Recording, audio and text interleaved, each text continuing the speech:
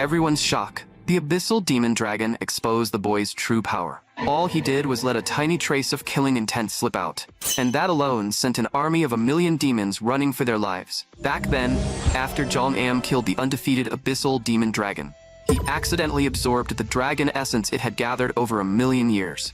From that moment on, he constantly radiated a suffocating aura of absolute dominance. During the countless years he guarded the human fortress, Jong-am cut down more enemies than anyone could count, and, through endless slaughter, he was eventually reincarnated as a sword. Over the long years, he met countless powerful warriors, and helped them go down in history as heroes. Then he met that one man. Together they roamed the world, and eventually slew the frost dragon. After that, the man founded a kingdom of his own. As for Jong-am, he was enshrined deep within the royal palace as the kingdom's sacred guardian sword. But one day, Jong-am suddenly realized someone was actually swinging him around. When he looked closer, the person holding him was a fat, clumsy-looking guy, and the knights around him were respectfully calling him Your Highness. The prince lifted the divine sword high above his head and shouted, "Great Dragon Slayer sword, grant me your power." Jong-am merely laughed. Was this idiot insane? Why would he ever lend power to someone like him? When the sword gave no response, the prince started swinging it around like a madman. Then he slipped, fell, and ended up stabbing himself with the blade. By some insane twist of fate, Jong-am took over the prince's dead body. Not long after, the queen came rushing over in excitement, and beside her stood a cold, intimidating knight. The queen pleaded, "Brother, you have to help him. He's your only nephew." The man replied coldly that the only thing he could do was help the kid lose all that extra fat. And just like that, Jong-am was thrown into strict physical training. To speed things up, he wrapped his entire body in mana and forcibly burned away the fat. But the moment his uncle saw it, he froze on the spot. He quickly asked Jong-am, "When did you form a mana heart?" Jong-am answered with a smug look, saying that forming a mana heart was ridiculously easy for him. But his uncle's expression instantly darkened. "Looks like you don't understand what you did wrong. A mana heart is a crude technique only low-level warriors bother learning." As it turned out, after several hundred years, people in this era no longer formed mana hearts. They had all switched to a simpler system called mana locks. After hearing his uncle's explanation, Jong-am was completely unimpressed. Mana locks might make it easier for people to grow stronger, but their ultimate ceiling could never compare to a mana heart. His uncle coldly replied that there were plenty of mercenaries just like Jong-am, fooling themselves into thinking they were no different from the heroes of centuries past. They all believed they could reach the top of the continent with that outdated mana heart method, but every last one of them failed. Some couldn't even defeat the two-chain knight. His uncle continued, "If you want to prove you're right, then try defeating a two-chain knight. If you can do that, I'll honor your mother's wish and become your guardian." Jong-am scoffed. "And having you as my guardian is supposed to be a good thing?" Hearing that, his uncle assumed Jong-am was questioning his strength. So he activated his mana chains and released an overwhelming, bone-chilling pressure. "I am the commander of the entire Northern Army, and a four-chain knight who has forged 4 mana rings." The royal knights guarding Jong-am instantly raised their weapons and shouted, "Count Barahard, put down your weapon at once." At that moment, Jong-am finally understood just how powerful his uncle really was. With that level of strength, even in the war-torn era from centuries ago, he would have had a real chance at earning the title of hero. And so, for the next few days, Jong-am was dragged through his uncle's hellish physical training. One day, someone suddenly barged into Jong-am's room. Looking at the arrogant red-haired brat in front of him, Jong-am felt no familiarity at all. The knight Karl quickly reminded him that this was his half-brother, the third prince. The third prince said, "I heard you made a bet with Count Barahard about dueling a two-chain knight. So how about you use me as your opponent?" After saying that, he took his silence as a yes and walked away. Jong-am was speechless. Why were all the descendants of his old friend such weirdos? At that moment, Karl warned Jong-am not to underestimate the third prince. After all, the third prince had been gifted since childhood, and at only 14 years old, he had already become a two-chain knight. Just then, a maid timidly brought over a stack of letters. She said, in a small voice, that all of them were duel invitations addressed to Jong-am. It turned out that after Jong-am made that bet with his uncle about fighting a two-chain knight, everyone the former prince had offended became excited, because now they finally had a legal excuse to beat him up. The next day, while training under his uncle's supervision, Jong-am was surprised to find that his muscles were unusually sore. His uncle frowned and asked, "Didn't you receive magical treatment after training?" Jong-am explained that healing magic would only restore the muscles to their original state. It wouldn't help them truly grow. Hearing that, his uncle was taken aback. He never expected a spoiled brat like Jung-am to have this much determination. Then, his uncle picked up a sword and began teaching Jung-am the kingdom's basic sword techniques. But Jung-am was stunned.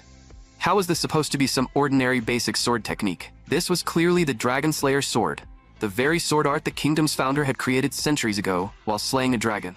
Jung-am couldn't help asking, "Are you sure what you just used is really a sword technique that any low-level knight can learn?" Hearing that, his uncle impatiently explained that no one even knew where this basic sword technique had come from. Knights usually used it to polish their fundamentals before moving on to more advanced sword arts. After listening to him, Jung-am couldn't help laughing. He never expected the Dragon Slayer sword to be treated as some insignificant beginner technique in this era. But the real key to this sword art was infusing the blade with sheer willpower. And people in this age had already abandoned even mana hearts, let alone the idea of pouring their will into a sword. Over the next few days, Jung-am trained his body and practiced swordsmanship every single day. As his body became more agile, his sword movements also grew smoother and more natural. Gradually, Jung-am entered a state of total focus, losing himself completely in the blade. Then, all of a sudden, the wooden sword in his hand snapped in half. The one who broke it was none other than his uncle. In the distance, the training stake had already been scorched black by lightning. His uncle snapped. "You idiot. Why are you training in weather like this? If you had been holding a real sword just now, you could have been the one struck by lightning." Only then did Jung-am realize he had been focused for far too long. He hadn't even noticed how terrible the weather had become. At that moment, a wave of exhaustion crashed over him, and he collapsed into a powerless sleep. His uncle looked at this nephew, who felt both familiar and completely unfamiliar, then muttered, "Stupid brat." Not long after, Jung-am slowly woke up. Back when he had been a sword, he had no physical limit, so he had never paid attention to how much this body could actually endure.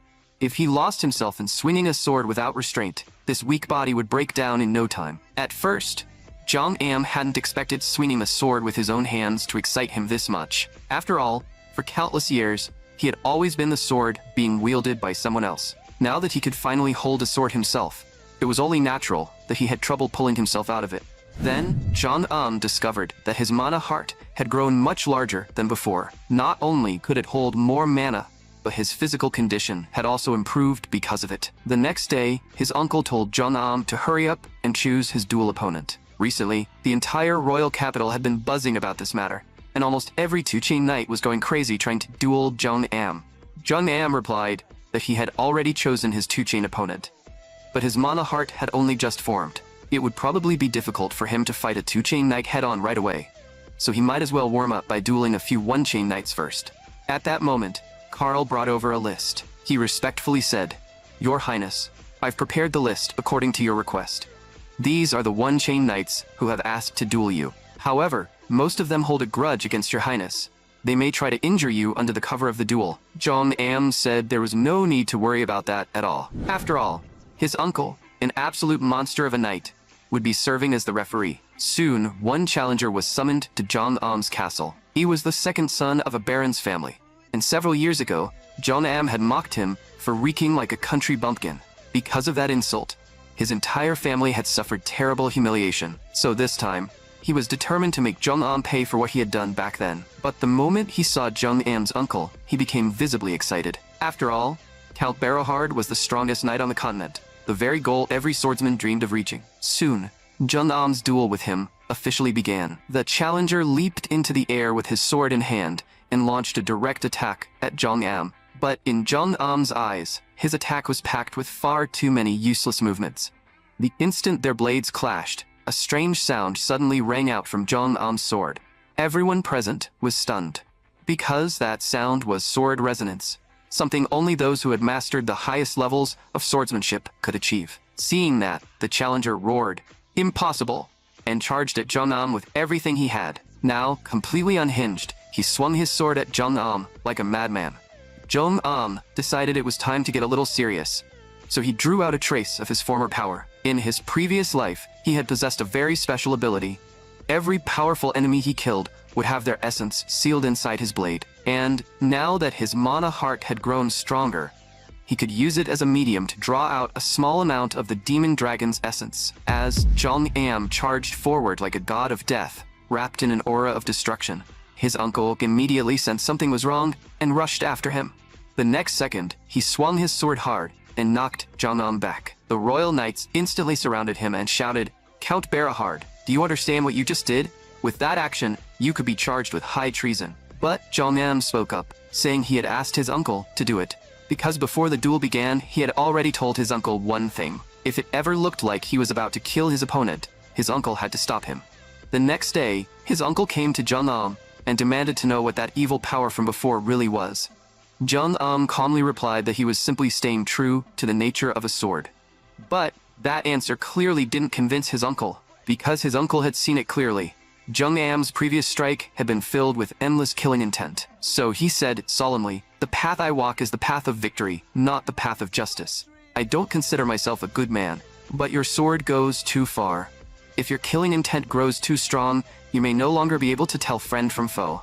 From then on, his uncle declared that he would keep a close eye on Jong-am and see whether he would be swallowed by the demon inside him. For the next 3 days, Jong-am continued dueling the same challenger from before. During that time, his control over the demon dragon's power improved dramatically. After the duel ended, Jong-am asked a maid to bring over a treasure chest. He said to the challenger, "I heard I did some terrible things to you in the past. I know this can't undo the harm your family suffered, but please give this to your father." Meanwhile, everyone outside was watching this duel, hoping to see Jong-am get beaten black and blue by the challenger. But when that challenger walked out of Jong-am's castle, everyone heard him say, "Honestly, I don't think the first prince is as terrible as the rumors say." Over the next few days, the challengers who faced Jong-am all said the same thing. The first prince was actually a good person. But when everyone else saw this, they all came to the same conclusion.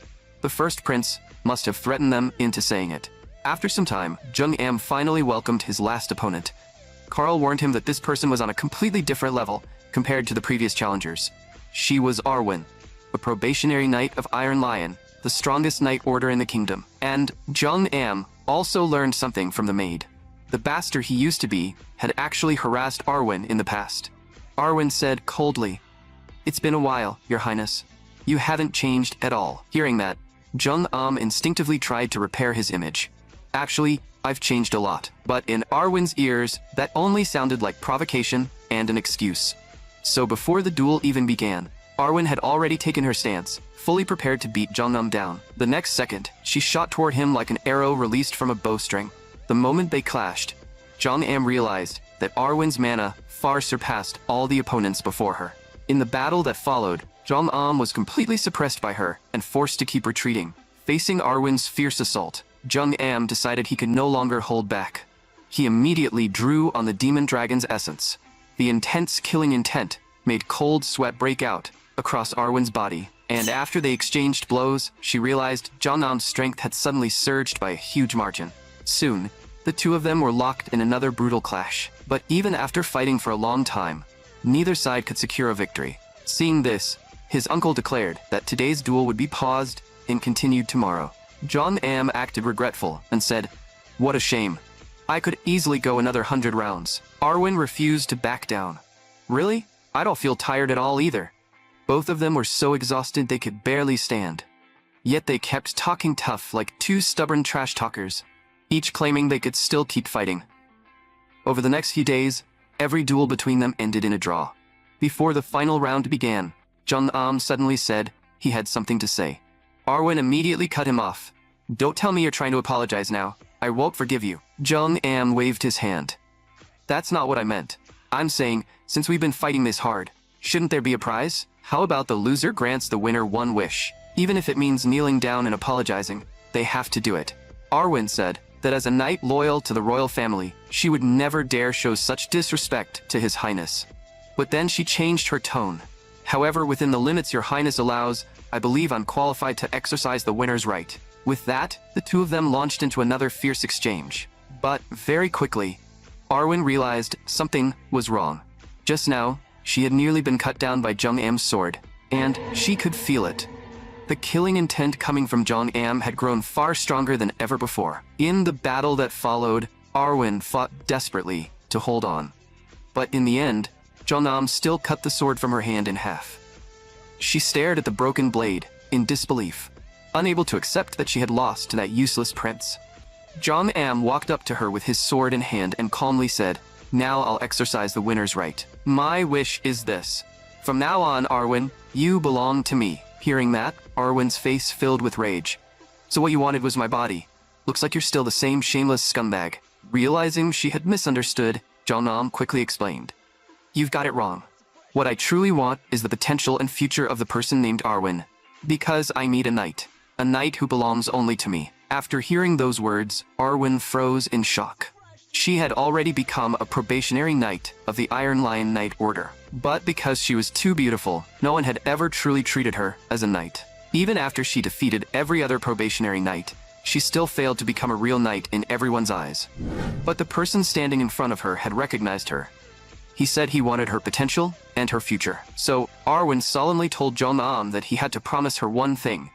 He must treat her as a knight, not as a woman. After receiving Jeonnam's promise, she dropped to one knee and pledged her loyalty to him. After several months of brutal training, Jeonnam finally got rid of all that excess fat.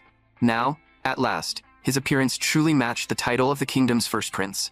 Then Jeonnam noticed the maid beside him trembling. There was also a glaring scar across her neck. After asking carefully, he learned that this was yet another masterpiece left behind by the bastard he used to be. To ease the tension, Jeonnam asked the maid for her name, but the moment he heard the surname Demacia, he was shocked.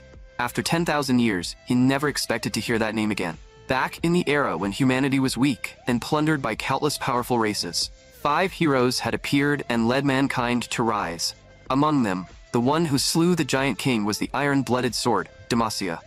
And back when that woman used Jeonnam to cut down enemies, she would often get carried away and curse like crazy. Even now, just remembering it made Jeonnam's ears ring. He never imagined that after so many years he would meet Demacia's descendant again.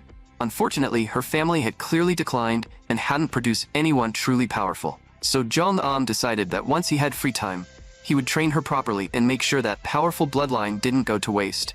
Then a man stepped forward, bowed to Jeonnam, and said, Bernardo of the Elex family offers his highest respect to the kingdom's first prince. Your Highness, you must have suffered quite a lot recently. Otherwise, how could you have lost so much weight so suddenly? After entering the banquet, Bernardo quickly sensed that something was wrong. Normally, by this point, that bastard prince should have already been blackout drunk and flirting with noble women everywhere. So why did his presence feel completely different now? Just then, a drunken noble walked over. With a disgusting grin, he said, I heard your highness has taken that flower of the Iron Lion under your wing. She already looks stunning in armor. I wonder how beautiful she must be underneath it. When the nobles around him heard that, they immediately began whispering among themselves. Jeonnam suddenly asked him, Do you have any siblings? The man froze for a moment.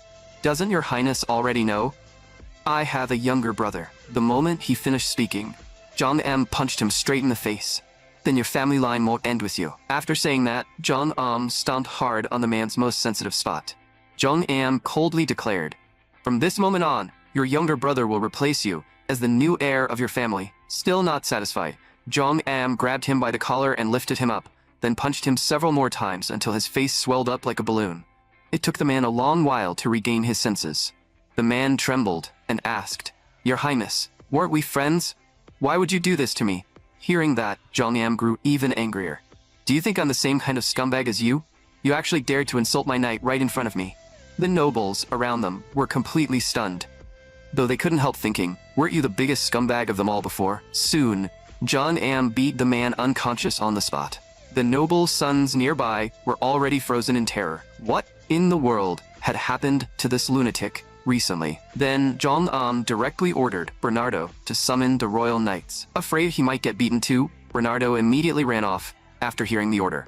Jeonnam turned back to the group of noble sons and ordered all the women present to leave first. Someone tried to sneak out with the crowd, but Jeonnam suddenly said, I believe I said women. If you don't mind becoming one, then go ahead and leave. Hearing that, everyone instinctively clenched their legs together.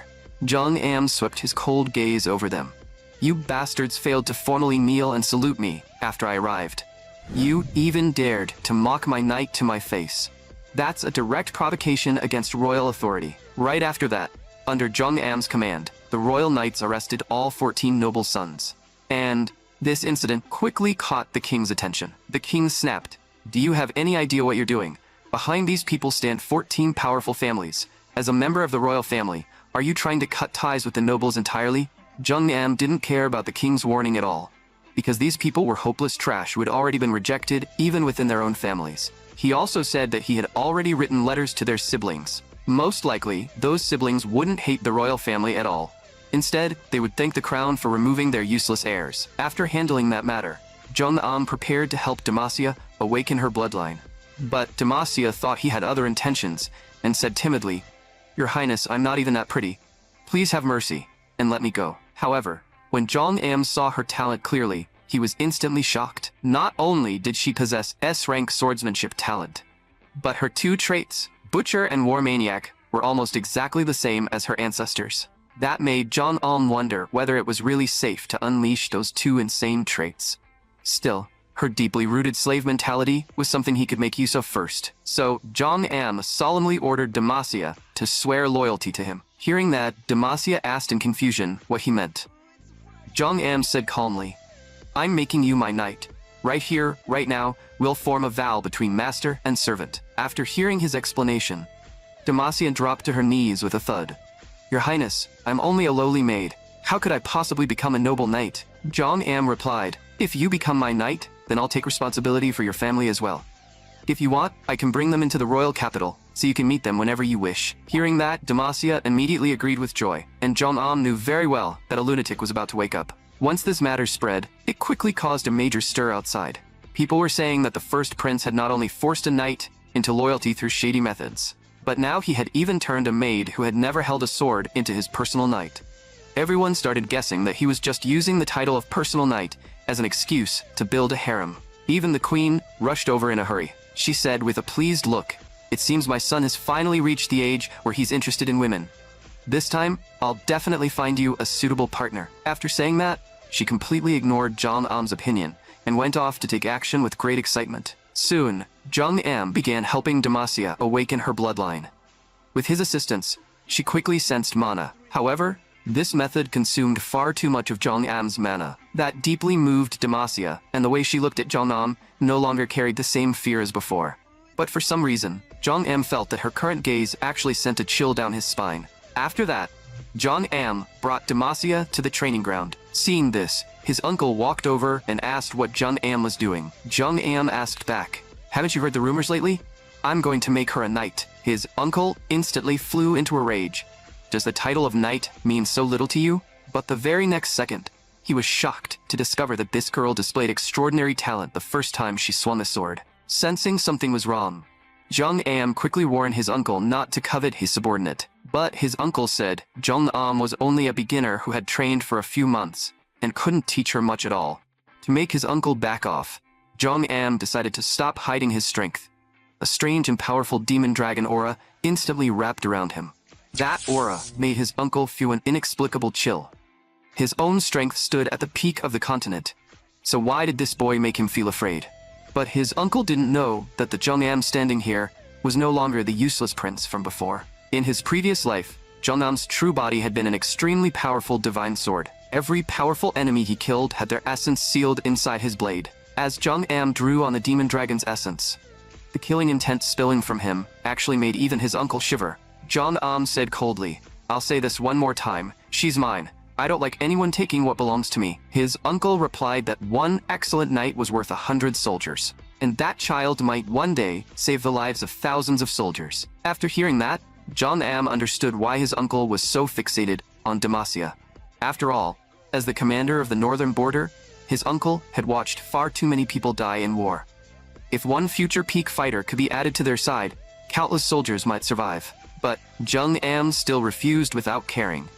He had originally been nothing but a sword, so grand ideals like that couldn't persuade him. At that moment, Demacia stepped forward on her own and made her stance clear. She said, solemnly, "Honorable Count, my life and loyalty already belong entirely to His Highness. From now on, my sword will belong only to him as well." Hearing Demacia's answer, Jung Am was extremely satisfied. Then he turned to his uncle and said, "Your original goal was to help me lose weight, wasn't it?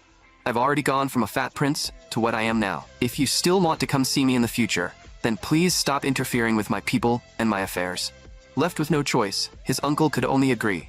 After all, no matter what, he couldn't openly defy an order from the royal family.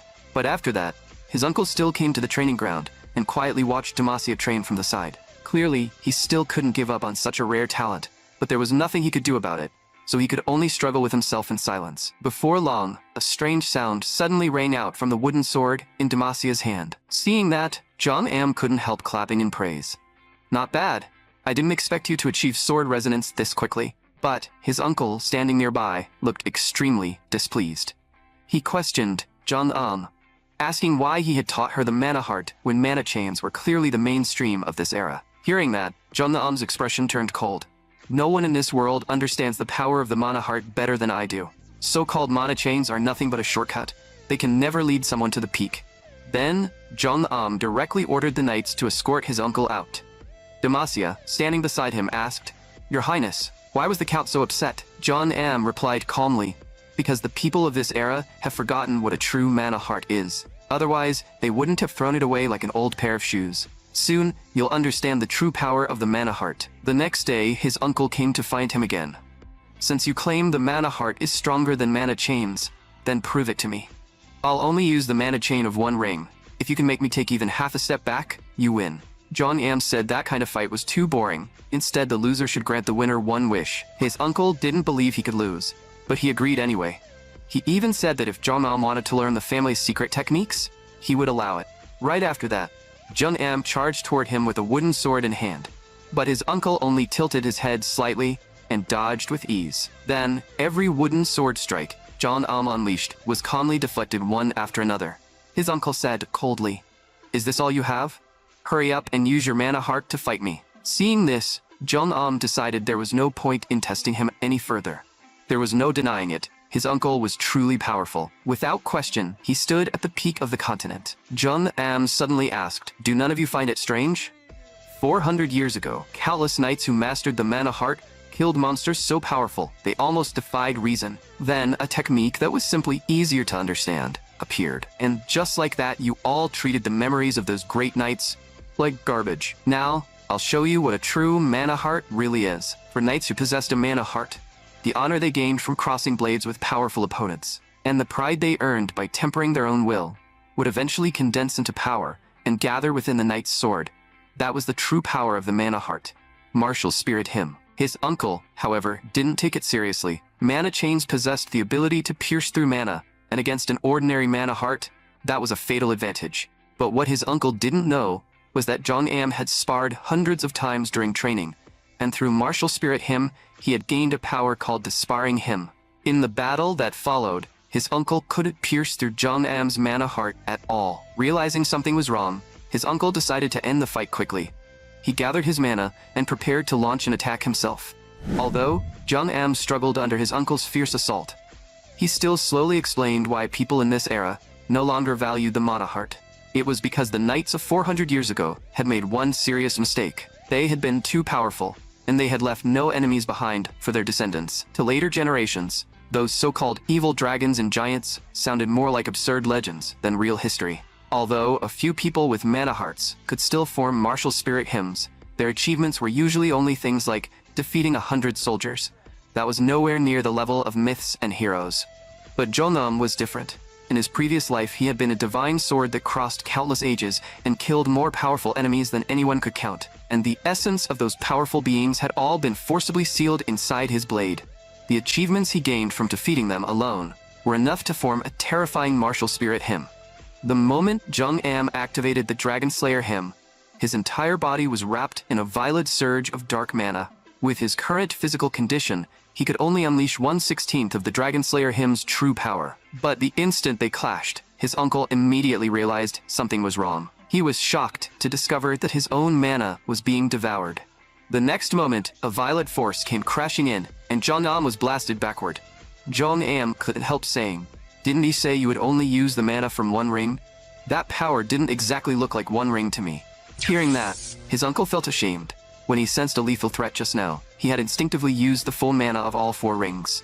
Even so, he had still lost. Even the sword in his hand had been cut in half. Although forcibly using the Dragon Slayer hymn caused a serious backlash to Jongnam's body, it also strengthened his physique quite a bit.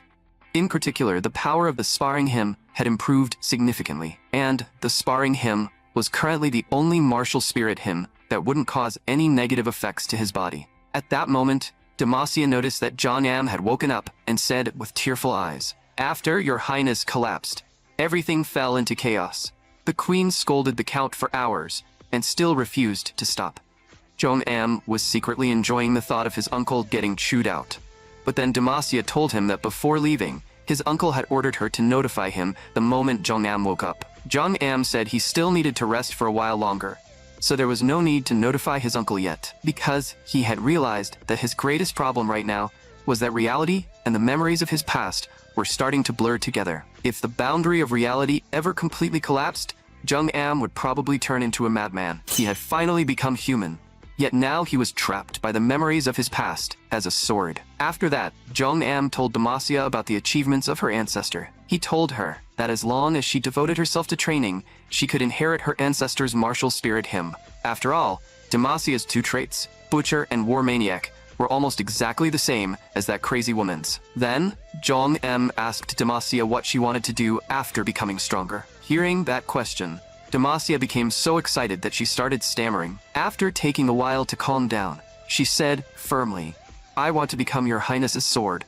and live for your highness from now on." The next moment, an invisible surge of mana seemed to rise from her body. Then, that mana slowly flowed into Jong-am's mana heart. As it turned out, Demacia's loyalty to Jong-am had created the hymn of obedience.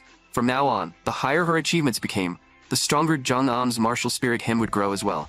Just as Jong-am was getting bored, he suddenly noticed that his uncle had arrived at the palace. But to his surprise, his uncle, who had always been cold and arrogant, actually apologized to him first. Hearing his uncle apologize, Jong-am actually felt a little guilty. After all, the reason he had been recovering these past few days wasn't because he had been injured in their fight. The real reason was that his current body simply couldn't withstand the demon dragon's essence. And he had already heard from the queen that because of this incident, his uncle's position had also been affected. His uncle said in a heavy voice, "Before our fight, we agreed that the loser would grant the winner one wish unconditionally. Even if you ask for my arm or my eyes, I'll give them to you." Looking at his uncle's current state, Jong-am knew this was bad. He hadn't expected that previous battle to hit him this hard. At this rate, his uncle might end up consumed by his inner demons. So Jong-am decided not to ask for anything too extreme.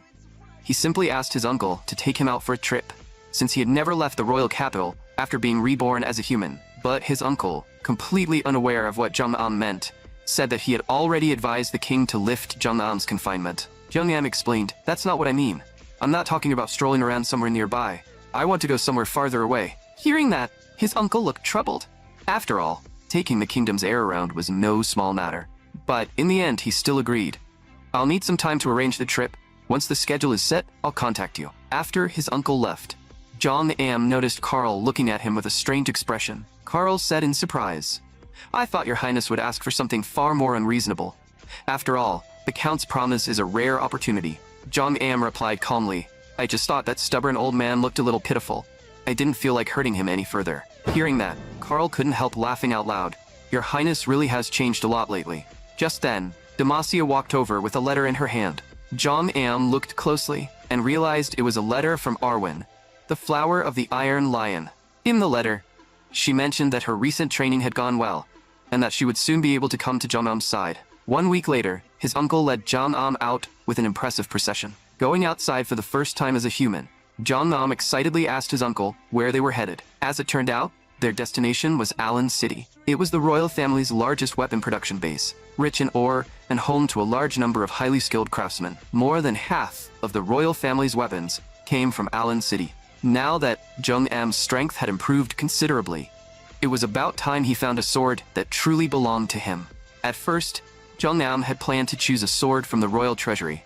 Unfortunately, before he was reborn into this body, the prince's reputation had been so disgraceful that when the king heard about it, he strictly forbade Jong-am from touching any weapons. Their plan was to spend 3 days reaching Allen City, then visit Iron Lion Castle for 2 days before returning. Although Jong-am was interested in both places, the long journey quickly became boring. So he passed the time by training his mana heart. But when Jong-am began absorbing mana from the outside world, he was shocked to discover that his mana heart had grown much larger than before. As it turned out, forcibly using the demon dragon's essence earlier had pushed Jong-am's body beyond human limits. And as his mana heart grew larger, his physique underwent a complete transformation. Jong-am could now contain even more of his former power, and the two all-seeing abilities, Third Eye and Third Ear, had been fully awakened. He could now sharply perceive every movement around him. Not long after, the group successfully arrived at Allen City. The moment Jong-am entered the Allen family's castle, his eyes were drawn to the swords displayed all around him. Although the room was filled with gorgeous weapons, they were clearly only decorations and weren't suited for actual combat. Jong-am said, "I heard the Blacksmith Guild is located in your territory. I'd like to take a look." On the way there, Allen carefully explained to Jong-am that most blacksmiths were stubborn people and they had fiery tempers. Allen was genuinely terrified. After all, Jong-am, the spoiled prince, had once been infamous for his awful personality. And those blacksmiths all had explosive tempers. If they angered the prince, Allen might lose his position as lord entirely. Soon, they arrived at the Blacksmith Guild. The instant Jong-am stepped inside, a wave of heat rushed toward him. But what truly shocked him wasn't the environment. It was the sharp blade that an old blacksmith was hammering like a madman, because that sword was Jong-am's body from his previous life. Under the old blacksmith's hammer, the blade that had been corroded by time was slowly beginning to glow again. Staring at the scene before him, Jong-am froze in place. He had only planned to casually choose a good sword, but he never expected to encounter his own former body. At that moment, Demacia gently wiped the sweat from Jong-am's face with a handkerchief. She asked with concern, "Your Highness, are you all right? You've been standing there for a very long time." Before Jong-am could answer, a noble led the other craftsmen over and said respectfully, "We humble servants offer our highest respect to His Highness, the First Prince." Seeing this, Allen introduced the man to Jong-am. His name was Zack, and he was the head of the Blacksmith Guild. After hearing that, Jong-am once again turned his gaze toward the abyssal demon sword. But Zack, eager to flatter him, deliberately shouted at the old blacksmith, "You fool, don't you know that His Highness the Prince has arrived? Stop at once and pay your respects." Hearing that, Jong-am immediately covered Zack's mouth and warned him that if he didn't want to die, he had better stop disturbing the blacksmith. This was the critical moment in reforging the abyssal demon sword. One wrong move, and all the work would be ruined. At that moment, Jong-am also noticed the troubled expressions on the blacksmiths nearby. Not far away, unfinished weapons were still lying on the forging tables. Clearly, Zack had dragged them away in the middle of their work. So Jong-am reminded them, "If you want your furnace fires to go out, then go ahead and keep standing here." Hearing that, the blacksmiths immediately rushed back to their workstations. After that, Jong-am learned something from Allen. For the past 6 months, that old blacksmith had been repeating the process of forging the sword and melting it back down. Jong-am couldn't help asking, was he melting and reforging it because each attempt failed? Allen said that was probably not the reason. After all, that old blacksmith was the last master craftsman left in the kingdom, and every weapon he had forged so far was flawless in Allen's eyes. On top of that, to forge this sword, the old blacksmith had barely rested at all over the past month. For the next few days, Jong-am kept watching the old blacksmith. But the man continued working as if no one else existed, repeating the same process over and over again. In the end, Jong-am could only let out a sigh. He had hoped to see the sword completed before leaving, but now it seemed there wouldn't be enough time. But the next day, just as Jong-am was preparing to leave, Allen came running over excitedly and reported that the old blacksmith had finally completed the sword. When Jong-am hurried to the Blacksmith Guild, he saw the old blacksmith standing beneath the setting sun, quietly admiring his masterpiece. Then the old blacksmith offered the sword up with both hands. The instant Jong-am grasped the body from his previous life, a long-lost sense of familiarity surged through him. Then Jong-am looked at the sword and said to the old blacksmith, "Since you're its creator, you should be the one to name it." The old blacksmith said, slowly, "How about the Twilight Sword? For me, this is the Twilight. But for your Highness, it's a dawn filled with hope." Hearing that, Jong-am laughed with satisfaction. I didn't expect a blacksmith to be this good with words. But the next moment, the old blacksmith collapsed weakly to the ground, as if every last bit of strength had left his body. Looking at the blacksmith before him, Jong-am immediately ordered the knights, "Go tell my uncle to delay our departure by 1 day. I want to stay here tonight." That night, Jong-am stayed by the old blacksmith's bedside, listening as the dying man told him the story of the broken sword. The old blacksmith said, "When I was forging the Twilight Sword, I could never make it truly take shape. But that day, when your Highness stood behind me, it was as if the sword was guided by fate itself and finally became complete. Hearing that, Jong-am leaned down and told the old blacksmith his true identity. The old man's expression instantly filled with shock. But soon, he calmed down and kept murmuring softly, "No wonder, no wonder." Then, the old blacksmith raised his trembling hand. "Your Highness, please let me hold the Twilight Sword one more time." Hearing that, Jong-am quickly placed the sword in his hand. With the last of his strength, the old blacksmith said, "May this sword become as great as you." The next day, Alan came to Jong-am with a magic sword treasured by his family. Clearly, he had realized the value of the Twilight Sword and wanted to trade this magic sword for it. But before Alan could even speak, Jong-am said first, "The Twilight Sword forged with that master blacksmith's life's work is already a precious gift. I didn't expect you to offer me another magic sword as well. From you, I can truly see the Allen family's loyalty to the royal family." Hearing that, Alan wanted to kick himself on the spot. Not only had he failed to get the master craftsman's sword back, but he had also ended up giving away his family's treasured sword too. After leaving Allen Castle, his uncle ordered the knights to pick up the pace. Seeing this, Jong-am couldn't help feeling confused. "Uncle, is there something urgent going on? Now that I think about it, I barely saw you at all while we were in Allen City." His uncle said, "His Majesty gave me a separate task. We plan to reach Iron Lion Castle tonight, so stop riding in the carriage. Horseback will be much faster." Jong-am said he didn't know how to ride at all. After all, he had originally been nothing but a sword. How was he supposed to have ridden a horse before? The road to Iron Lion Castle after that was nothing short of a struggle. Somehow, the group finally reached their destination after taking twice as long as expected. The moment Jong-am saw the knights of the Iron Lion family, he felt killing intent, rushing straight toward him. After all, his knight, Arwen, was the untouchable flower of this place. That was why these knights were staring at Jong-am with eyes full of envy, jealousy, and resentment. Then, Arwen walked up to Jong-am, dropped to one knee, and saluted him. "I've been counting the days, waiting only to meet your highness again." When the other knights saw this, the fury in their eyes burned even hotter. At that moment, Jong-am sharply noticed that something was wrong with Demacia behind him. Just like her ancestor, she possessed the two insane traits, Butcher and War Maniac, and her loyalty toward Jong-am had become almost pathological. The knight's attitude toward Jong-am had clearly angered Demacia. Thankfully, after Jong-am warned her, she finally snapped back to her senses. Right after that, Jong-am turned his gaze toward the knights and invited them to spar at the training ground.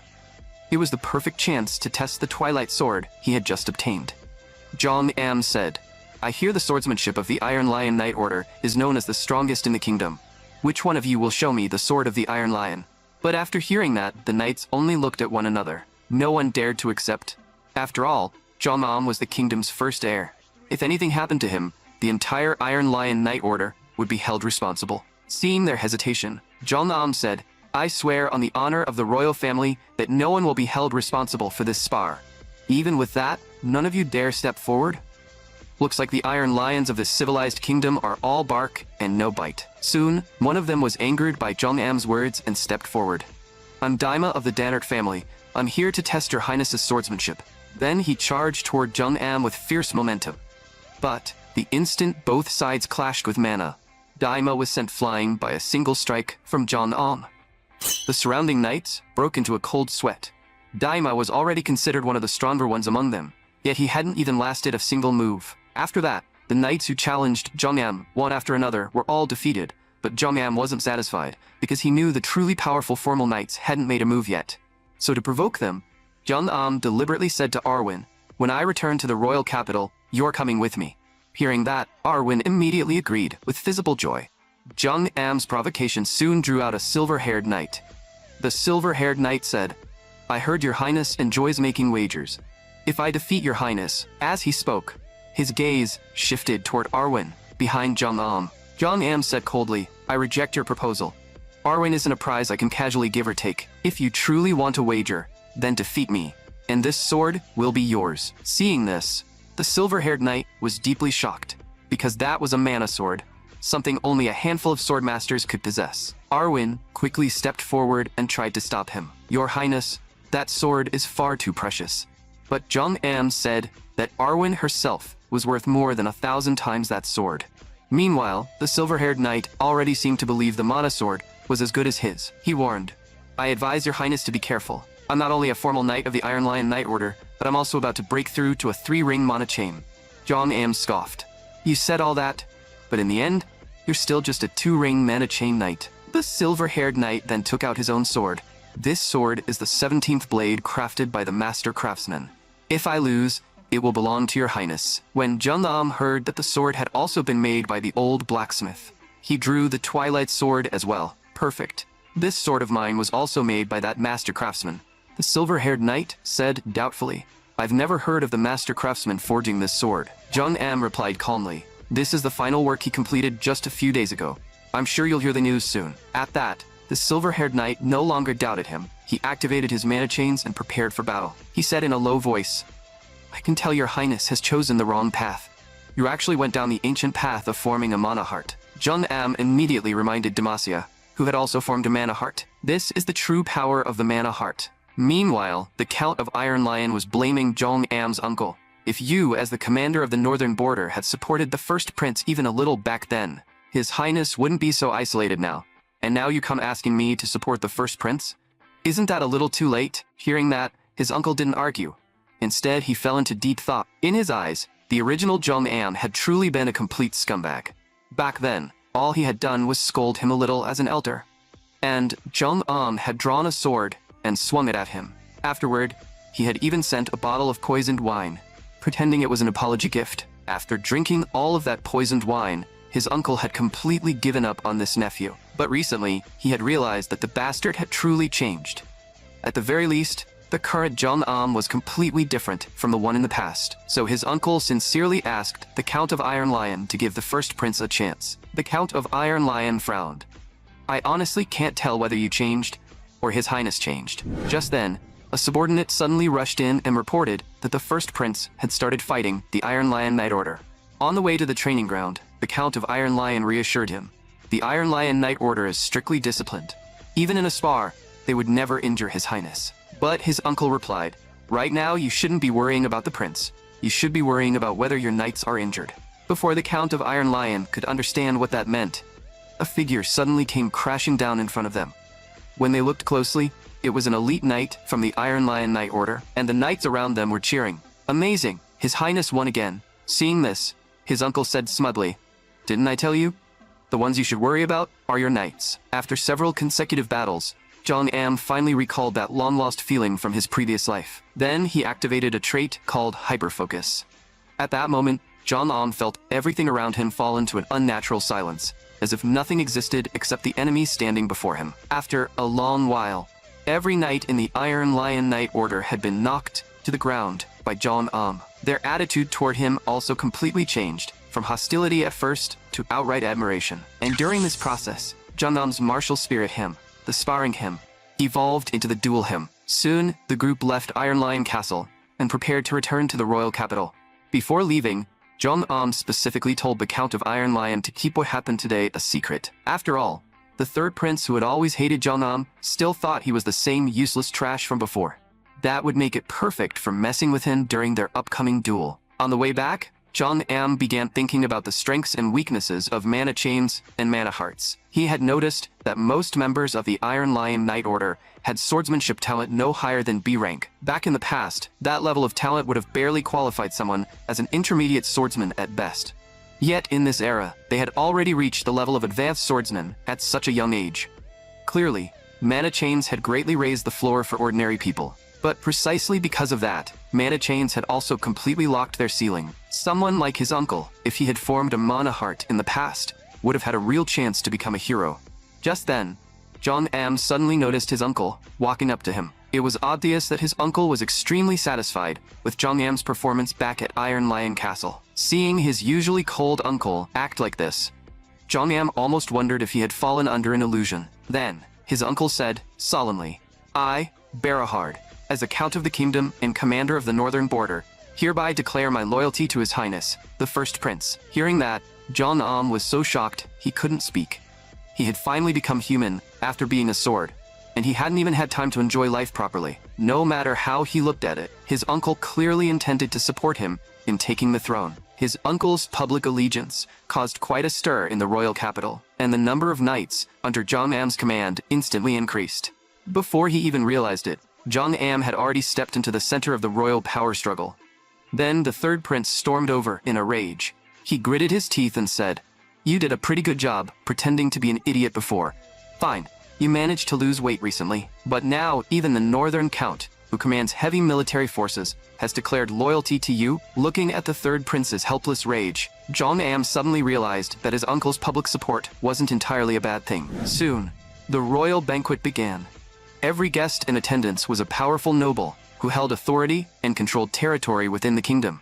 And among them was a rather mysterious woman. When Jong Am appeared at the royal banquet, the nobles immediately swarmed around him with flattery, praising his dignified appearance and saying he truly lived up to the title of first prince. But Jong Am only sneered at them, thinking these so-called nobles were nothing but a joke, because he could sense that almost all of them carried the trait of hidden malice. It was a quality possessed by villains who stole the fruits of others' labor and trampled on human life. Just thinking about those disgusting traits made Jong Am feel sick. Fortunately, not every noble was like that. Jong Am noticed a familiar figure in the corner. It was Tyro, the man who had crossed swords with him before. Tyro's talent was decent, and he possessed a rare knightly character. He was also one of the few people who hadn't been corrupted by noble power. So Jong Am immediately decided that he would train this man properly in the future and make him a pillar of the kingdom. Just then, a guard knight suddenly shouted, "The envoy of the Braun Empire, Marquis Montpellier, has arrived." The moment Jong Am heard the name Braun Empire, he froze. While Jong Am was still stunned, Marquis Montpellier had already walked up beside him and smiled. "Your Highness, it's truly been a long time." Looking at the man before him, Jong Am's eyes instantly filled with hatred. Before his reincarnation, Jong Am and his close friend, the founder of this kingdom, had spent a long time resisting the Braun Empire's invasion. That empire had left pain and scars on this kingdom that could never be erased. Before he realized it, Jong Am's killing intent surged violently, and he was already on the verge of making a move. But at that moment, a noble suddenly tripped and fell in front of him. The red wine in the noble's glass spilled perfectly onto Jong Am. Seeing this, the noble hurried forward to apologize. But when he leaned closer, he whispered, "Your Highness, you're losing your composure. That man is still an envoy of the Braun Empire. Please calm down." Hearing that, Jong Am temporarily suppressed the urge to attack. After all, the kingdom's overall strength was still below the Braun Empire's. Starting a war recklessly would only cause more casualties. Meanwhile, Marquis Montpellier and the nobles saw Jong Am's hostile expression and assumed that the careless noble had angered him by spilling wine on him. The atmosphere became so oppressive that no one dared to make a sound. Only then did Jong Am slowly stand up and leave. "I'll go change my clothes. Don't mind me. Continue the banquet." At that moment, Carl handed him a towel, and Jong Am took the chance to ask who that old noble was. From Carl, he learned that the man was Marquis Feld. So not every noble in the kingdom had rotted away. Thanks to Marquis Feld's intervention, Jong Am finally managed to cool his head. After Jong Am left, his uncle soon came to find him. Marquis Feld said, "Your condition looked wrong, as if you were about to cause trouble at any moment. At first I thought he was talking nonsense, but now that I see you, he was right." Hearing his uncle's words, Jong Am said he simply couldn't understand it. Why could an envoy from the hostile Braun Empire swagger around the heart of the kingdom and flaunt his power? And why were those nobles bowing and scraping before him, showing him respect and sincerity they hadn't even shown the royal family? Jong Am couldn't help asking when the kingdom had become like this. Listening to Jong Am's complaints and questions, his uncle looked deeply helpless. At first, the kingdom had resisted the empire's invasion with absolute determination. Countless nobles and knights had stepped forward to fight back. But as time passed, the empire's power continued to grow, and the gap between the two sides grew wider and wider. Hearing that, Jong Am suddenly froze. Could the kingdom have fallen to this state because it had lost that thing? The reason the kingdom had once been able to resist such a massive empire was the heroic stories and mythic deeds that had accumulated since its founding. Those stories had become the kingdom's unity and will, but the people of this era had abandoned the mana heart and chased the easier path of mana chains instead. And with that, the powerful will that once supported the kingdom had also collapsed. Realizing this, Jong Am suddenly said that he had changed his mind. His uncle asked in confusion what he meant. Jong Am said calmly, "From now on, I'm going to become king. I want to see what this kingdom will become in my hands." Hearing that, his uncle was visibly stunned. After all, not long ago, Jong-am had been strongly resisting the idea. After that, Jong-am and his uncle returned to the banquet once again, and Jong-am sharply noticed that the kingdom's nobles treated him, the royal heir, with even less respect than they showed the imperial envoy. Their greetings were nothing more than empty formalities.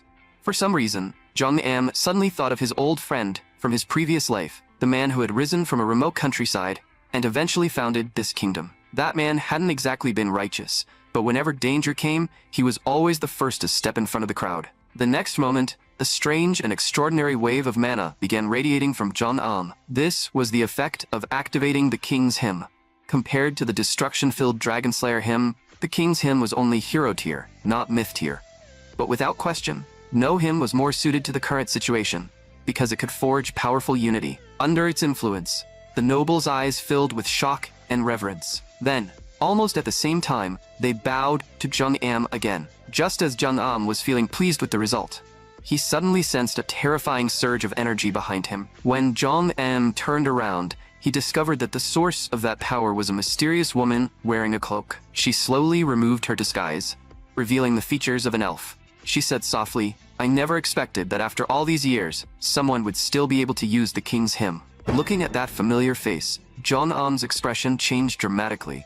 Several hundred years had passed, yet this crazy woman was still alive. And why was she here? His teammate from his previous life had somehow become his fiancé in this life.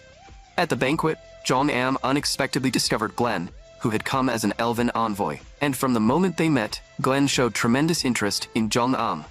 She had even taken the initiative to request a marriage alliance to strengthen the bond between the two kingdoms. But cold sweat broke out across Jong-am's forehead, because he knew exactly how dangerous Glenn was. To most people, elves symbolized nobility and kindness. They would never harm weaker lives without reason. But Jong-am, who had once been a demon sword, had encountered far too many elves. He knew very well that they simply used their beauty as a weapon. And Glenn wasn't even an ordinary high elf. 400 years ago, when they had still been teammates, she had already been one of the strongest beings of that era. Most importantly, Glenn had been almost obsessively fascinated with Jong-am. Back then, Jong-am's wielder had been the founder of this kingdom, but she had always wanted to claim Jong-am for herself. Thinking of that, Jong-am felt a chill run down his back. After all, Glenn was extremely familiar with the King's Hymn he had just used. Glenn narrowed her eyes slightly. "Strange. Have we met before? Why do I feel something so familiar from you?" Hearing that, Jong-am quickly shook his head and denied it, saying this was his first time ever seeing an elf. But Glenn quietly watched him for a moment, then judged that he was lying. When humans see an elf for the first time, they usually have only two reactions. Most are captivated by our beauty, while a rare few powerful ones become nervous because of our deep mana. But your highness, you're neither of those. Hearing that, Jong-am quickly blocked Glenn's reaching hand. "I just have unusual taste. An elf like you isn't my type." Glenn's expression instantly turned ugly. Clearly, she wasn't pleased with his answer. Then she put her cloak back on and turned to leave. Jong-am thought he had finally escaped disaster. But to his absolute horror, that crazy woman showed up at his bride selection ceremony the very next day. After Jong-am took Arwen and Demacia as his personal knights, rumors had spread all over the royal capital that he was using the title of knight as an excuse to build a harem. So the queen had specially arranged this ceremony for him. But the candidates were more ridiculous than the last. There was even a little girl who could barely walk. And there was also a muscle-bound beauty who looked even stronger than Jong-am. At that moment, Glenn led the elven delegation in for an audience. She bowed gracefully. "We elves offer our highest respect to the beautiful Queen Margaret. I heard His Highness is selecting a lady worthy of becoming his princess consort." Hearing that, Jong-am knew something was wrong. This crazy woman was definitely plotting something again. Glenn continued, "I'm a high elf of the Elven Kingdom. From a human perspective, that's equivalent to being born into a noble house of high status. And, truthfully, the first time I saw your highness, I felt that our fates were tightly connected." Hearing that, Jong-am was shocked. Elves never lied about their own fate. So did that mean what Glenn had just said was actually true? Queen Margaret, standing nearby, was shocked by Glenn's bold confession, yet also visibly pleased. From her perspective, this elven woman was indeed the perfect match for her son. The nobles began whispering among themselves, discussing whether the kingdom was about to form a marriage alliance with the Elven Kingdom. Seeing the situation getting out of control, Jong-am quickly stepped down from the platform. Then, he walked up to Glenn and grabbed her wrist. "We need to talk alone." With that, he dragged her straight out. But his actions only confirmed the noble's suspicions. It looked like the kingdom really was going to form a marriage alliance with the Elven Kingdom. After bringing Glenn into a private room, Jong-am directly questioned her about her real purpose. Glenn smiled and said, "I only came to deepen the friendship between the elves and the human kingdom." "Why are you so guarded?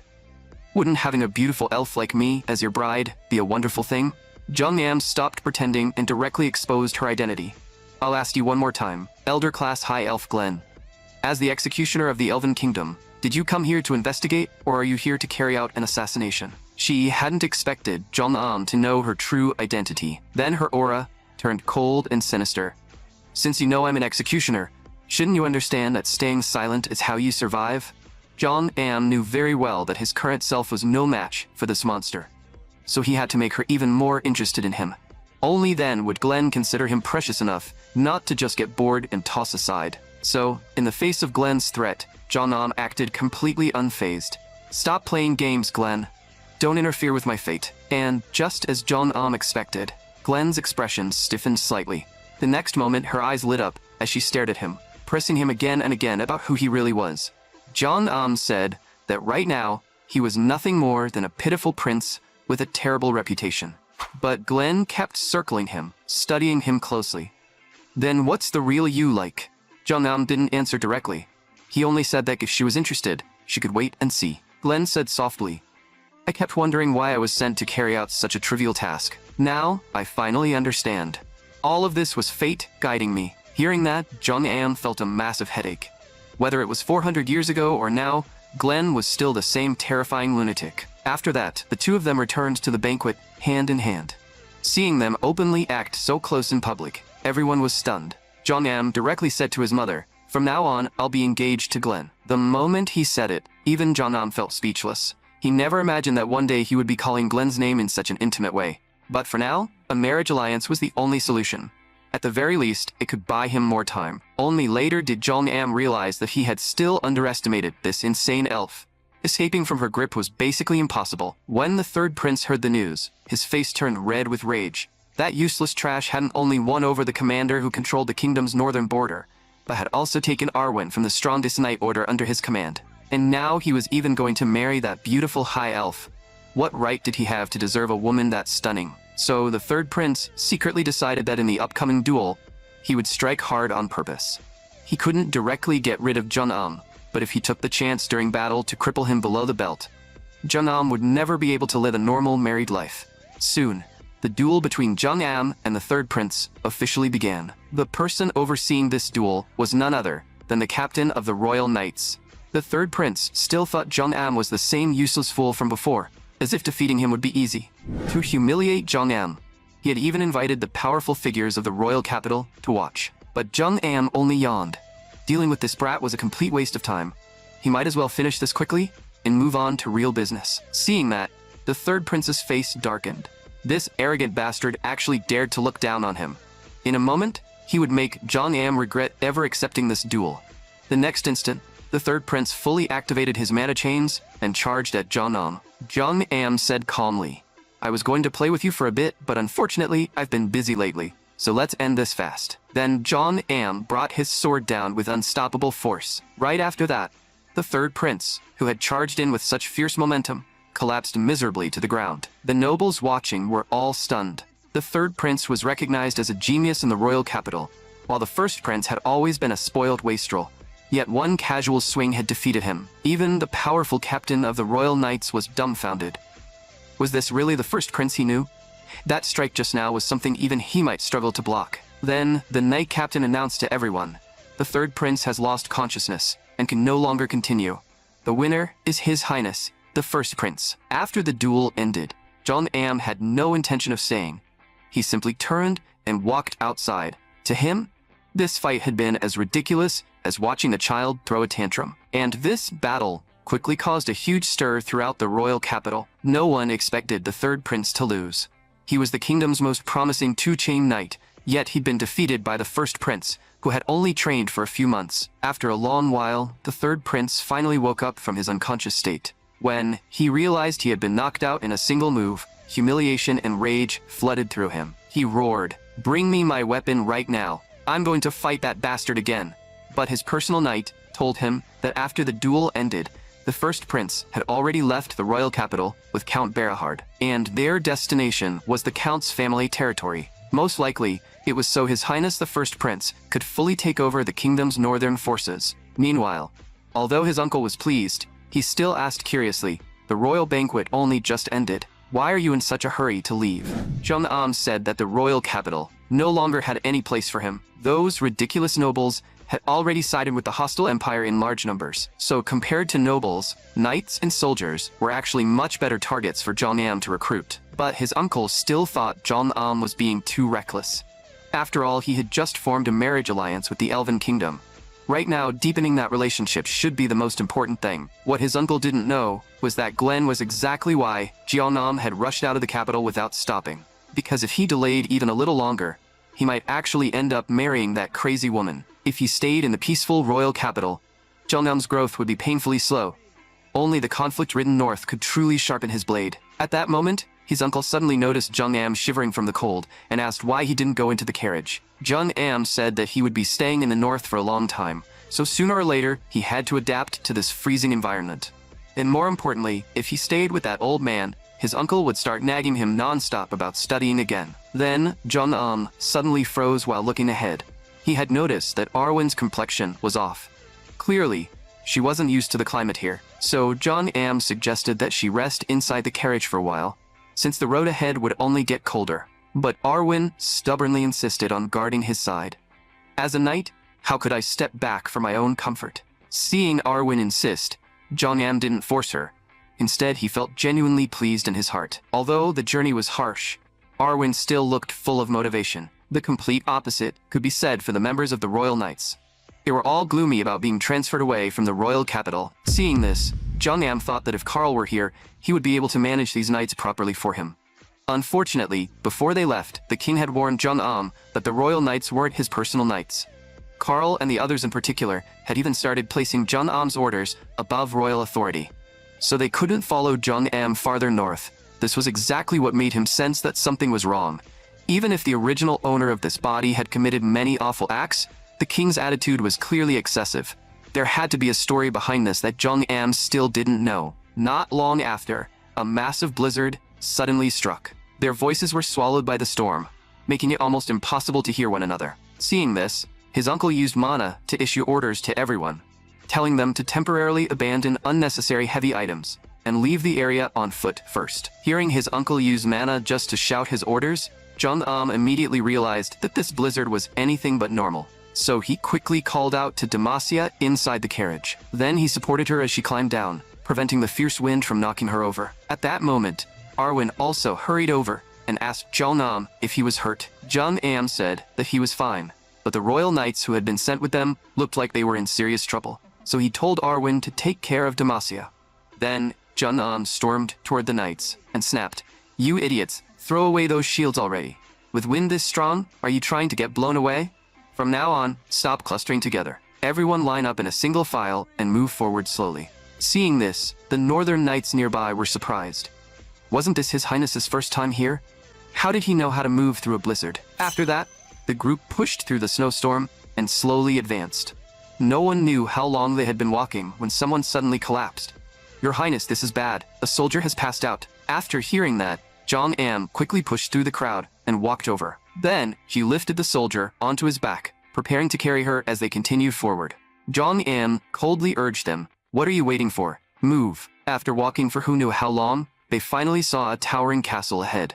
Jong Am couldn't help grumbling that this damn blizzard could have stopped earlier, but no, it had to wait until they reached their destination. Soon, his uncle arrived before the castle gate. The knights behind him immediately raised the family banner. Count Berahard, ruler of the northern border and commander of the kingdom's 3rd Legion, sincerely welcomed His Highness the First Prince to the eastern fortress. This winter fortress was a stronghold built specifically to resist invasions from foreign races. To nobles who had spent their whole lives in comfort, this place might seem unnecessary. But it was precisely because the people here endured such extreme conditions year after year that the kingdom had remained safe for 100 years. At that moment, a young man who somewhat resembled his uncle stepped out. He bowed respectfully and said, "Welcome back, Count Berahard. I, Vincent Berahard, hereby step down from my position as acting commander." Only after saying that did he finally smile. "Welcome home, father." His uncle also patted him on the shoulder with relief and told him he had worked hard while he was away. Jung-am couldn't help laughing. "I didn't know you had a son, uncle. Looking closely, the two of you really do look alike, especially that stubborn attitude. He's exactly like you." Hearing that, Vincent's expression darkened slightly.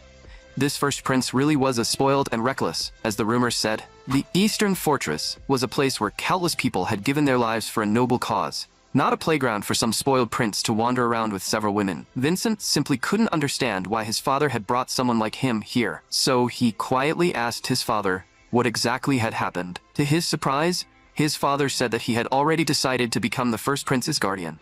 In other words, their entire faction had fully sided with the first prince.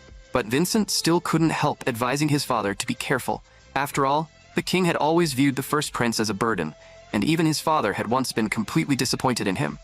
But Count Berahard merely looked at Jong-am's back and said slowly, "People change, don't they?" Then Count Berahard continued to Vincent, "I'm telling you to put aside your prejudice and look at His Highness the First Prince again." Vincent agreed on the surface, but his eyes still showed clear disdain and disgust toward Jong-am. After that, once everyone entered the council hall, the Count asked Vincent how the monster-clearing operations had progressed during this period. Vincent reported respectfully, "Father, although the number of monsters has been steadily decreasing, there are still some areas we haven't managed to fully clear. In particular, nearly 20 orcs are currently occupying the entrance to the Blade Mountains." Just as Vincent suggested, selecting knights to eliminate them, Jong-am slowly walked out from behind him. Then, Jong-am picked up the piece on the map that represented the orcs and said calmly, "Leave this matter to me." Seeing this, Vincent and the others quickly tried to stop him. Those orcs were no ordinary enemies, and if they were alerted, it could affect the Rangers' next operation. When Jong-am saw that none of them agreed, he simply turned to his uncle. So, Count Berahard directly asked how many orcs there were. Vincent answered, "According to the information we have gathered so far, there are at most 20 orcs. We haven't found any orc warriors or witch doctors yet, but we can't conclude that there are none." After hearing Vincent's report, his uncle turned to Jong-am and asked if he was confident. Before Jong-am could answer, Vincent became anxious first. He frowned and said, "That area is one of the main routes used by the Rangers. If we fail to wipe them all out in one strike, more orcs will surely gather there in the future, turning it into a war zone. And if anything happens to His Highness, the Berahard family's position will become even more difficult." Count Berahard said in a deep voice, "Vincent, I understand your concerns, but I'm willing to believe in His Highness."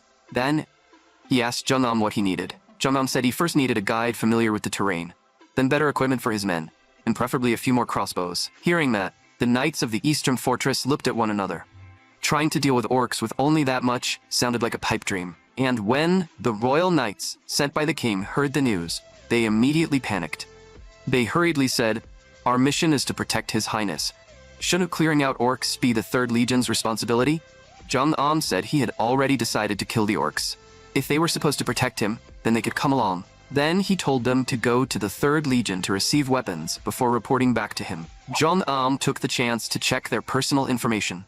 Although these knights had performed poorly during the earlier blizzard, they were still knights directly under the royal family, so their basic abilities were quite outstanding. However, one of them had a trait that looked very much like he had been sent to monitor Jong-am. The next day, Jong-am discovered that the guide was actually Vincent. Suppressing his anger, Vincent tried to persuade him one more time. "Your Highness may not understand how serious the consequences will be if this operation fails." Jong-am calmly replied that there was no if, because he wouldn't fail. At that moment, Jong-am discovered that he couldn't view Vincent's information. That meant Vincent was at least a 3-chain knight, and the people behind him were clearly far from ordinary as well. They were obviously elite knights disguised as common soldiers. It seemed they planned to bypass Jong-am and personally eliminate the orcs, but Jong-am didn't expose them. This time, he hadn't allowed Demacia to follow, because if her insane traits were triggered too early, things would become troublesome. Soon, Jong-am and his group set out toward the Blade Mountains. Along the way, Vincent kept rattling off warnings and instructions, nagging even harder than his father. Then, a frightened rabbit suddenly darted past up ahead. An experienced knight immediately took out a spyglass to scout the area. He soon discovered several orcs hunting ahead. Then he used hand signals to report the situation and asked Jong-am what they should do next. Jong-am directly ordered everyone to prepare for battle. Right after that, he walked straight toward the orcs. Jong-am said coldly, "It's been a long time, you damn bastards." While the orcs' attention was drawn to Jong-am, the hidden group immediately launched a crossbow ambush. Jong-am drew his sword and charged straight at the orcs, thrown into chaos. In a single instant, he cut down one of them. That long-lost familiar sensation almost intoxicated him. As the nearby orcs surrounded him tightly, Jong-am only grew more excited. The scent of the battlefield is incredible. In his previous life as a sword, he had slaughtered countless savage races, perhaps billions of living beings. But after being reborn as a human, this was the first time Jong-am had killed a monster with his own hands.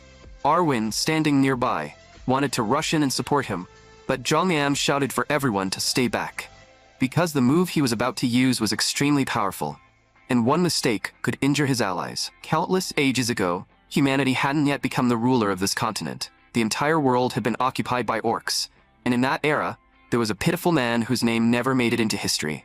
To honor his father, who had fought the orcs until dying from exhaustion, that man personally created the revenge hymn, a hymn filled with endless killing intent. The next moment, Jong-am's killing intent condensed into a blood-red figure, like a vengeful spirit. His personal knight Arwen was stunned by the sight. She never expected Jong-am to have such a crazed side. When Jong-am activated the revenge hymn, his figure gradually overlapped with that warrior from the past. In his memories, that warrior carried endless hatred toward orcs. He spent his entire life slaughtering orcs who invaded human territory, as if no number of dead enemies could ever extinguish the fire of his revenge.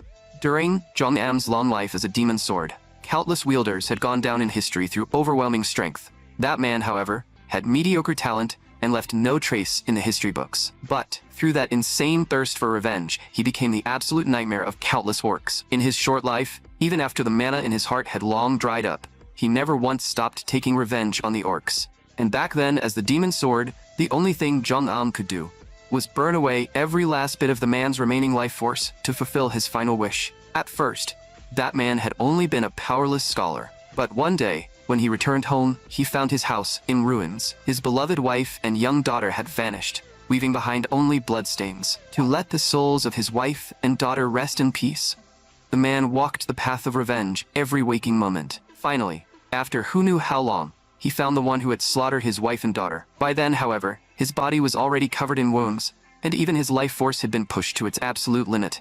But facing an overwhelming gap in strength, he still showed no fear. He drew the demon sword without hesitation and charged at the orc with a roar. Even if the orc before him was the king of its tribe, even if he himself was already on the verge of death, the only thing left in his heart was revenge. But no miracle came. His all-out strike landed on the orc king, yet it failed to leave even the slightest wound. Instead, the orc king simply caught him with one hand. The next instant, he was slammed brutally into the ground, the terrifying force cracking the earth beneath him. Even though his life had reached its end, even though his body had been shattered beyond repair, he never once thought of giving up. Until his final breath, he kept murmuring that he would continue his revenge even in his next life. And he was the composer of the revenge hymn, a tragic man who had never been praised by anyone, whose name had never even been known by the world. At this point, the only one who could still remember all of that was probably Jong-am. When Jong-am finally snapped out of his memories, he found broken orc corpse. Then his attention was drawn to the sounds of battle in the distance. The soldiers, who had originally been low on morale, were now fighting the orcs with blazing determination. At first, when they had come to hunt the orcs, their faces had been full of reluctance. And after arriving on the battlefield, they had been terrified by the enemy's massive bodies, cold sweat running down their backs. Especially after trying to fight them, they realized the orc's physical strength was almost absurd. At that moment, Arwen stepped in just in time and quickly rushed to the front. With one unstoppable slash, she cut off an orc's arm. Looking at the terrified soldiers, Arwen said coldly, "This is a battlefield. If you want to live, don't lower your weapons." But even after everyone prepared themselves to fight, facing the charging orc force, Arwen still felt an intense sense of danger rising in her heart, because she could tell that with just these people, it would be extremely difficult to handle these enemies. Then, all of a sudden, an overwhelming killing intent swept across the battlefield. What happened next shocked everyone present. Even Arwen, who had the strongest nerves among them, widened her eyes in disbelief, because they saw Jong-am standing alone. as if he had surrounded the orcs by himself. A terrifying killing intent wrapped around him, so dense it almost seemed physical. And through the endless slaughter, Jong-am suddenly realized that the revenge hymn was still an unfinished epic. He had to write its final chapter himself. No one knew how much time had passed, or how many orcs Jong-am had killed. The earth itself seemed to be dyed red with the enemy's blood. And at last, the revenge hymn revealed a new verse. Green corpses piled into mountains, ahead a blood-red pond shall be born, and before it, I shall offer your soul in tribute. Then a surging wave of blue mana erupted from Jong-am's body. The revenge hymn also evolved into the Soul Requiem hymn. Jong-am couldn't help looking toward Vincent in the distance. Vincent broke the orc banner, raised it high, and announced to everyone that the orcs had been completely wiped out.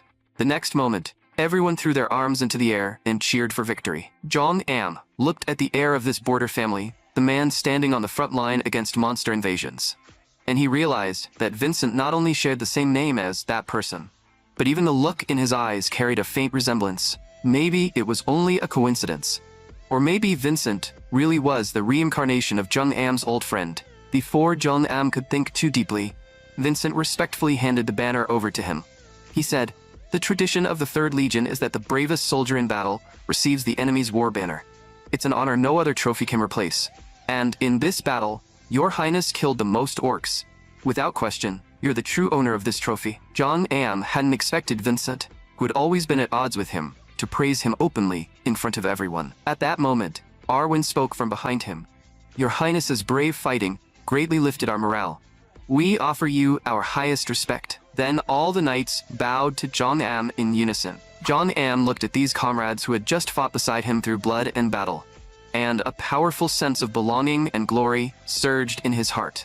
He raised the orc banner high as a symbol of victory, and cheered together with everyone present. After that, they sent off their fallen comrades with fire. Even knights who had survived countless battlefields couldn't help shedding tears. Vincent comforted everyone, saying that these losses were already very small. After all, the enemy had been an elite orc combat unit. Arwen said that even so, it was still heartbreaking. But Vincent gave a bitter smile and said, "Let the lives of orcs comfort the souls of kings. For those who fell, victory is the best mourning we can offer." Hearing that, Jong-am's expression sharpened. His old friend from his previous life had once said the exact same thing. If this was a coincidence, it was far too perfect. The name, the way he acted, and even the words he occasionally spoke were all exactly like that man. Seeing everyone's mood sink, Jong-am joked, "By the way, did we really have this many people when we set out?" Hearing that, Vincent and the others immediately looked embarrassed. So the nearby rangers just happened to pass by and came to support them? What an incredible coincidence. But from Vincent's expression, it was obvious he hadn't trusted Jong-am's strength at first, so he had secretly sent a large number of knights to follow them. Who could have guessed that Jong-am would be the fiercest killer on the battlefield?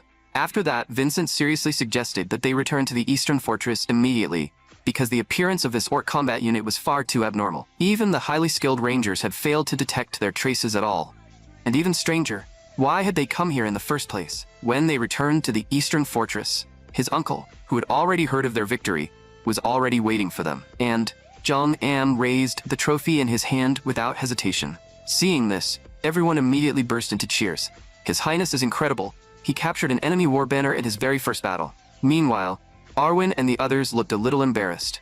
At this point, His Highness had already shown that banner off 11 times.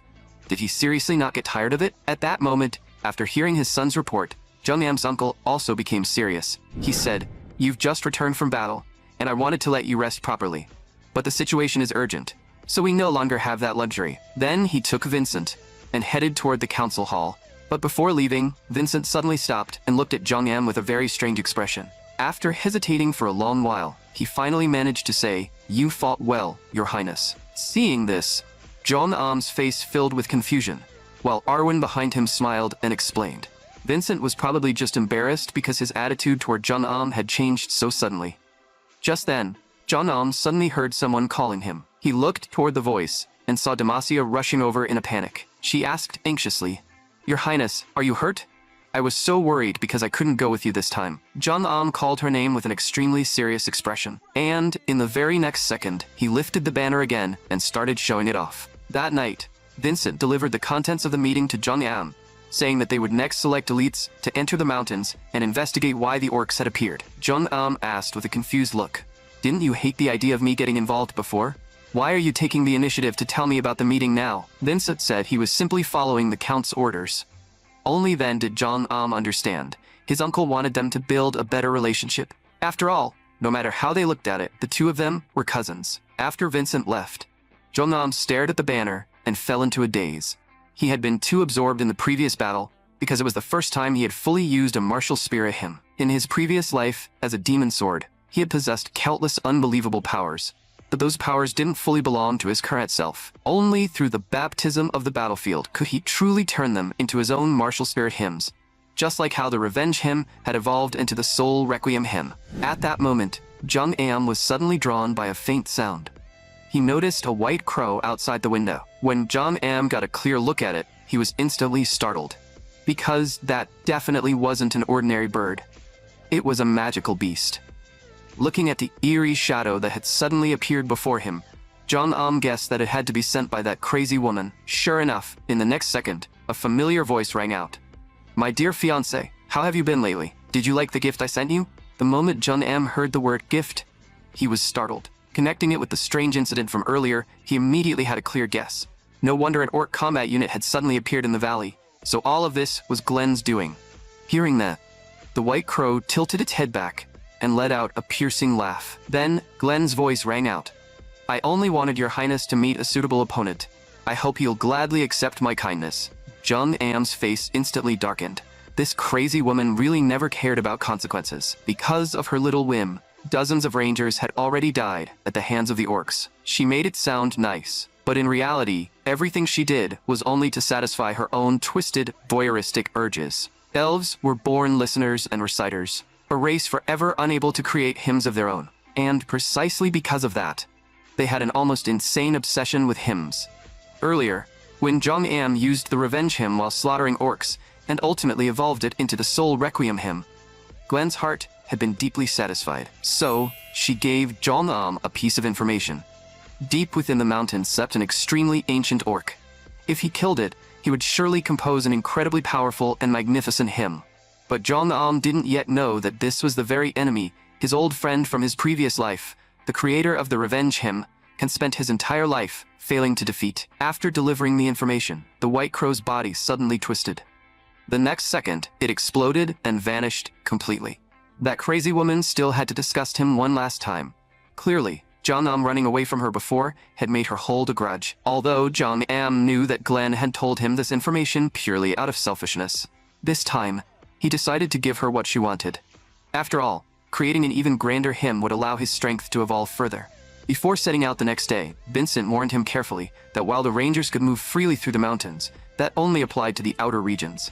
Once someone went deeper, survival was almost impossible. Hearing that, Jung-am asked in confusion, "Has no one really ever come back alive?" Vincent nodded helplessly. "We've sent countless elites deep inside to investigate before, but none of them ever returned. So our mission this time is to intercept those monsters. Don't go deep into the mountains." But instead of fear, Jung-am's face was full of anticipation. In his previous life, the knights who sought to reach the realm of heroes and myths had nearly slaughtered every taboo existence in the world. But it seemed there was still one hidden here. Seeing Jung-am look eager to try, Vincent warned him again. "Don't even think about entering the depths of the mountains." Jung-am waved his hand and said he understood, but deep down, he had already decided he absolutely had to go. Of course, Jung-am wasn't reckless. He knew that with his current strength, dealing with that ancient monster would probably be difficult. Even though he wanted nothing more than to charge in right now and cut off that thing's head. Before that, he needed more battles and victories to write his hymns. Just then, the alarm for an enemy invasion suddenly rang out. The knights all rushed toward the walls, clearly already familiar with how to respond. When Jung-am arrived on the wall, he saw his uncle commanding the soldiers to stand ready. Then his uncle gestured for Jung-am to look in a certain direction. 3 rangers were running toward them in terror, as if something monstrous was chasing them. The soldiers on the wall watched the distant enemy situation while anxiously urging the rangers to run faster, because the orcs riding black giant wolves were about to catch up to them. If they could move just a bit farther and enter bow range, the soldiers on the wall would be able to help block the orc cavalry. But both his uncle and Jung-am sensed that something was wrong. These orcs were clearly toying with them. With their speed, there was no way they couldn't close such a short distance. At that moment, one of the fleeing rangers suddenly stopped. He realized that if they kept running like this, all three of them would be wiped out. So he gave up his chance to escape, drew his sword, and faced the enemy alone to buy time for his two comrades. Seeing this, the soldiers on the wall shouted desperately, "You idiots, don't stop, just run a little farther." But in the blink of an eye, that ranger was devoured by the wolf. Seeing this, the other two immediately drew their weapons, determined to avenge their captain. But the overwhelming gap in strength had already sealed their fate. The wall fell into complete silence. Watching comrades they had lived and fought beside die right before their eyes, the soldiers were filled with grief and rage. His uncle explained to Jong-am that this was a common trick used by orcs. If they sent soldiers out to rescue them, the orcs would wipe out the rescuers along with the victims. Vincent also agreed, saying that fighting monsters couldn't be judged by common sense. They absolutely couldn't act rashly. If the defensive line collapsed, the entire kingdom would be trampled by orcs in an instant. Then the alarm suddenly rang again. The wolf riders had returned. The lead wolf rider slowly approached, bringing one of the rangers with him. The soldier in charge of scouting the enemy's movements turned pale, because he discovered that the ranger was still alive. Then, an orc radiating an extremely sinister aura walked out while holding a banner. It stomped forward and let out a thunderous roar. Seeing this, Vincent quickly asked his father if the orcs were about to carry out an execution. Jong-am placed a hand on Vincent's shoulder and said, "This isn't an execution. They're requesting a duel." In his previous life as a demon sword, Jong-am had been able to understand the orc language. From the beginning, that orc had been roaring, "I demand an honorable battle. For the great Ting, I'll reclaim the name of our legion." Hearing that, a cold smile appeared on Jong-am's lips. It seemed the ancient being Glenn mentioned, the one sleeping deep in the mountains, was the king of the orc race. In that case, he could finally avenge his old friend. Jong-am finally stopped hiding his mana. The instant he moved, even the orc general felt a chill run through its body. The knights who witnessed this broke out in cold sweat. They never expected this spoiled prince to possess such terrifying strength. Not long ago, the orc army had pressed toward the fortress. Jong-am, who had once been a demon sword, understood the orc general's language. He realized they intended to use a hostage to force the kingdom's side into a duel. But his uncle and Vincent both looked unconvinced. After all, Jong-am was the infamous first prince who had always been known as useless and ignorant. How could he possibly understand the orc language? So Jong-am decided to prove it with action. He slowly walked toward the edge of the wall. Then, in the same language, he answered the orc general, accepted the duel request, and ordered the rest of the orcs to retreat 200 meters away. Hearing that, the orc general was stunned. "How can a human speak our language? Could it be that you inherited the noble blood of our race?" Jong-am instantly cursed in anger. "I'm the proud first prince of humanity. How could I possibly have the filthy green blood of your kind?" In the end, however, the orc general accepted Jong-am's request and agreed that each side would send out 5 fighters for a duel. Jong-am then turned back to the others, explained the rules of the duel, and asked if they finally believed him now. But his uncle and Vincent still looked unconvinced, saying that from the start, Jong-am had only been muttering some strange language, and they'd no idea what he was saying. But, in the next second, his uncle's expression changed sharply, because the orc army actually retreated 200 meters as a group, leaving only 5 powerful orcs standing in place. In all his decades guarding the border, his uncle had never seen anything like this. Jong-am then explained the exact terms of the duel. Their side would also send 5 people, but only those who had fought in the previous mountain battle were allowed to participate. Hearing that, his uncle wasn't too surprised. It seemed that because the orc unit from earlier had been wiped out, they were demanding this duel for revenge. So his uncle quickly confirmed the first participant. Vincent was his only son, and had guarded the border with him for years, so his strength was naturally among the best in the group. The other rangers also rushed to volunteer, because they all wanted to avenge their comrades who had died earlier. But Jong-am stepped forward and stopped them, saying that these 5 orcs were no ordinary enemies, so they should leave this to him and his people. Hearing that, everyone tried to persuade Jong-am not to participate. After all, he was the kingdom's first heir. If anything happened to him, the consequences would be disastrous. But Jong-am had already made up his mind. These green monsters were perfect fuel to strengthen his soul requiem hymn. And although his personal knight, Arwen, remained serious and quiet, the desire for battle in her eyes was impossible to hide. After receiving Jong-am's permission, Arwen immediately swore that she would win victory for him. Only then did his uncle finally ask, Where exactly did you learn the orc language? I've lived most of my life, and this is the first time I've heard of anyone communicating with orcs. Jong Am brushed it off by saying he'd learned it from books, and that orcs normally didn't communicate with humans anyway.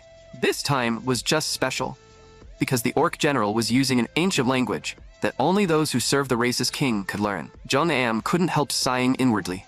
There were far too many coincidences in this world. Ever since he'd been reborn as a human prince, the elves, who rarely interacted deeply with humans, had sent an envoy. And the leader of that envoy was his former teammate from his previous life, someone who clearly had designs on him.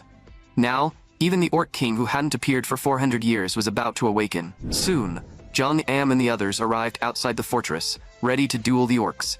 The Orc General looked at him and said, "I never expected my opponent to be you." Jong Am asked, "What? Are you dissatisfied?" To his surprise, the Orc General let out a savage laugh. It said, "Your presence is among the finest I've ever seen among humans. Killing you will surely crush humanity's morale." Jong Am found that almost funny. People had always underestimated him, yet the first opponent to truly recognize him was actually an orc. Beside him, Vincent saw that Jong Am was about to duel the Orc General. He was just about to stop him when one of the orcs launched a surprise attack and cut him off. Two orcs riding giant wolves charged forward with fierce momentum. Seeing this, Arwen quickly rushed to Vincent's side as well, making sure he wouldn't be outnumbered. Jong Am, on the other hand, looked completely unsurprised and said calmly that orc duels were nothing like knightly duels. They didn't follow some orderly one-on-one sequence. With that, he raised his sword and charged straight at the Orc General first. Jong Am leaped high into the air and lifted his sword above his head. In the next instant, he brought it crashing down toward the Orc General. But the Orc race, famed for its overwhelming strength, was never going to fall so easily. The Orc General suddenly exerted force and sent Jong Am flying on the spot. After that brief exchange, Jong Am immediately realized the situation wasn't good. This monster was absolutely no ordinary opponent. It was probably not far from reaching the hero realm. The Orc General let out a savage grin. "What a shame. Compared to the pressure you gave off, your actual strength doesn't seem all that impressive." Hearing that, the corners of Jong Am's mouth slowly curled into a cold smile. Then a wave of blue mana began to spread, only to erupt in an instant, forming a strange domain where crimson and blue intertwined. That energy quickly expanded and covered everyone standing on the fortress wall. At that moment, all the hatred and disgust they felt toward the orcs were transformed into strength for Jong Am. The fate mana that had originally been formed from Jong Am's soul requiem hymn swelled in an instant into a terrifying power. Then, Jong Am raised his sword and pointed it at the Orc General. "Looks like coming here was exactly the right choice. Next, you'll become a sacrifice for my soul requiem hymn." The moment those words fell, Jong Am's aura exploded, and his strength surged dozens of times over in a single instant.